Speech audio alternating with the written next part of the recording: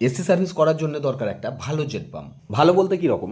ভালো বলতে যেমন প্রেসারটা খুব হাই হয়, কারণ প্রেসার কম থাকলে বস যা বলবে বলো, এসি সার্ভিস করে সন্তুষ্ট হই না। তার কারণ হচ্ছে ফিনের যে ময়লাগুলো কালো কালো থাকে সেগুলো সম্পূর্ণ ওঠে না। আবার একটা দিক থেকে যারা নতুন কাজ করছে তাদের জন্য কিন্তু প্রেসার কম থাকলে ঠিক আছে, কারণ ফিনগুলো বেঁকে যাওয়ার অনেক সময় সম্ভাবনা থাকে বেশি প্রেসার থাকলে। আর কম প্রেসার থাকলে সেই ভয়গুলো থাকে না। তো মোটামুটি এত বছর ধরে যখন কাজ করছি আমাদের যথেষ্ট নলেজ হয়ে গেছে, তার জন্য জেট পাম্প যেটা হাই প্রেসার হয় সেটাই আমাদেরকে ভালো লাগে। আর এই জেট পাম্পটা নিয়ে এলাম কোম্পানিতে অর্ডার করে, যে হাই প্রেসার বলেই। তো এটাকে লাগিয়ে আমরা টেস্ট করব আর দেখব এর প্রেসারটা অ্যাকচুয়ালি কেমন। প্রফেশনালের জেট পাম্প যেটা আছে এটা কিন্তু দেখতে কিন্তু খুব সুপার লাগছে, কিন্তু এর পাইপ কোয়ালিটিটা একটু কিন্তু নরম আছে। এটাতে কিন্তু প্রেসার আছে কিন্তু সেরকম প্রেসার নেই।